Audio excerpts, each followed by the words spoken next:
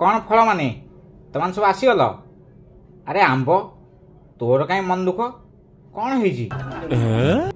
କଥା କ'ଣ ଅଜା ସେ ନାଇଁ ଥାଉ। ଅଜା ମୁଁ କହୁଛି ଆମ୍ବର ସାଇକେଲଟା ଚୋରି ହେଇ ତ ସେଥିପାଇଁ ସେ ମନ ଦୁଃଖ କରିଛି ଆଉ। ଆରେ ଆମ୍ବ ସାଇକେଲ ଚୋରି ହେଲା, ଆଉ ମନ ଦୁଃଖ କଲେ କ'ଣ ହବ? ତୋର କ୍ଷତି, ଆଉ ମନ ଦୁଃଖ କରନା। ଚୋରି ହେଲେ ହେଲା ଆଉ କ'ଣ। ଜମା ନେଗେଟିଭ୍ ଭାବେ ନା, ସବୁବେଳେ ପଜିଟିଭ୍ ଭାବିବୁ। ନେଗେଟିଭ୍ ଭାବିଲେ ତୋର ହିଁ କ୍ଷତି। ସବୁବେଳେ ପଜିଟିଭ୍ ଚିନ୍ତାଧାରା ରଖିବୁ। ଏହି ବିଷୟରେ ତମମାନଙ୍କୁ ଗୋଟେ କାହାଣୀ ଶୁଣଉଛି ଆଉ। କାହାଣୀ ନାମ ହେଲା ଥିଙ୍କ ପଜିଟିଭ୍। ସେ ଅନେକ ଦିନ ତଳର କଥା। ଗୋଟିଏ ଜଙ୍ଗଲ ପାଖରେ ଛୋଟିଆ ଗାଁଟିଏ, ଆଉ ସେଇ ଗ୍ରାମରେ ଗୋଟିଏ ବୁଢ଼ା ଲୋକଟିଏ ଆଉ ତାର ପୁଅଟିଏ ରହୁଥାନ୍ତି। ତାଙ୍କର ଗୋଟିଏ ଘୋଡ଼ା ଥିଲା। ସେ ଘୋଡ଼ା ସାହାଯ୍ୟରେ ସେ ପେଟ ପୋଷନ୍ତି।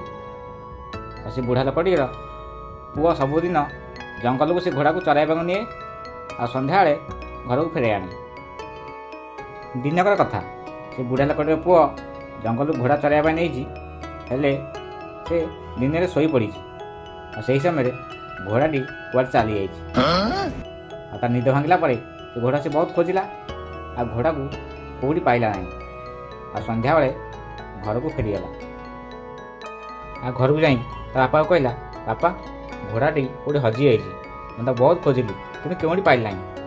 ତା ବାପା ସାଙ୍ଗେ ସାଙ୍ଗେ କହିଲେ, ଠିକ୍ ଅଛି, ଆରେ ଚିନ୍ତା କରିବା କ'ଣ ଅଛି, ଯାହାର ହବାର ଥିଲା ହେଇଗଲା, ଯାହା ହୋଇଛି ଭଲ ହୋଇଛି, ତୁ ଯା ଏତେ ଘରେ ଆରାମ କରିବୁ। ଆଉ ତାର ପୁଅଟି ଘରକୁ ଯାଇ ଆରାମ କଲା। ଆଉ ସକାଳୁ ଉଠି ଦେଖିଲା ବେଳକୁ ତାର ହଜିଥିବା ଘୋଡ଼ା ପୁଣି ଫେରି ଆସିଛି, ଆଉ ତା ସାଥିରେ ଆଉ 4ଟି ଘୋଡ଼ାକୁ ନେଇକି ଆସିଛି। ଏହା ଦେଖି ତା ପୁଅଟି ଖୁସି ହେଇଗଲା।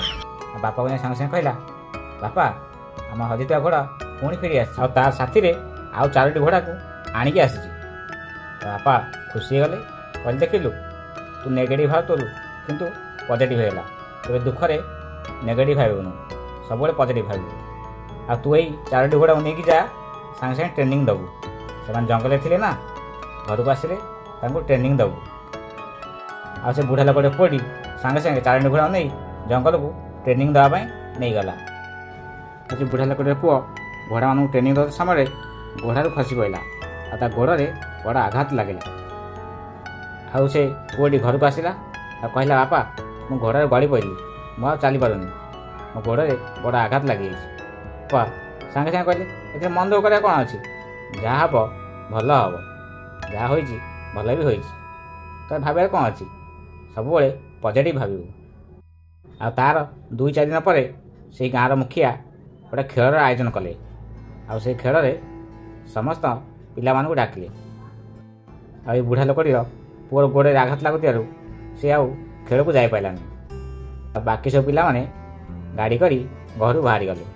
ହେଲେ ହଠାତ୍ ବାଟରେ ତାଙ୍କ ଗାଡ଼ିଟି ଆକ୍ସିଡେଣ୍ଟ ହେଇଗଲା, ଆଉ ସେଇଥିରେ ବହୁତ ଜଣ ଆଘାତ ହୋଇଗଲେ, ଆଉ କିଛି ଜଣ ମଧ୍ୟ ମୃତ୍ୟୁବରଣ କଲେ। ଆଉ ଏଇ ବୁଢ଼ା ଲୋକଟିର ପୁଅ ଗୋଡ଼ରେ ଆଘାତ ଲାଗିଥିବାରୁ ସେ ଖେଳକୁ ଯାଇପାରୁନଥିଲା, ଆଉ ସେଥିପାଇଁ ସେ ଅଳ୍ପକେ ବଞ୍ଚି ଯାଇଥିଲା। ଆଉ ସେ ସାଙ୍ଗେ ସାଙ୍ଗେ କହିଲା, ବାପା ଦେଖ ଗୋଡ଼ରେ ଆଘାତ ଲାଗିଥିବାରୁ ମୁଁ ଯାଇନଥିଲି, ସେଥିପାଇଁ ମୁଁ ବଞ୍ଚିଯାଇଛି। ବାପା ସାଙ୍ଗେ ସାଙ୍ଗେ କହିଲେ, ଆଉ ତୁ ସେଦିନ ଘୋଡ଼ାରେ ଗଳି ପଡ଼ିଲା ବେଳେ ମନ ଦୁଃଖ କାହିଁ କରିଥିଲୁ, ଦେଖିଲୁ ତ ଯାହା ହେବ ଭଲ ହେବ, ସବୁବେଳେ ପଜିଟିଭ୍ ଭାବିବୁ, କେବେ ନେଗେଟିଭ୍ ଭାବିବୁନି, ବୁଝିଲୁ। ଏହି କାହାଣୀରୁ ଆମେ କ'ଣ ଶିଖିଲେ? ଆମେ ସବୁବେଳେ ପଜିଟିଭ୍ ଭାବିବା, ଦୁଃଖରେ ବି ପଜିଟିଭ୍, ସୁଖରେ ବି ପଜିଟିଭ୍, କେବେ ନେଗେଟିଭ୍ ଭାବିବାନି, ବୁଝିଲ। ହଉ, ଆଶା କରୁଛି ଏ କାହାଣୀ ତୁମକୁ ଭଲ ଲାଗିଥିବ। ଆଉ ହଉ, ଆଜି ଅଧିକ ସମୟ ହେଲାଣି, ତୁମମାନେ ଘରକୁ ଯାଅ, ଆଜି ପାଇଁ ଏତିକି।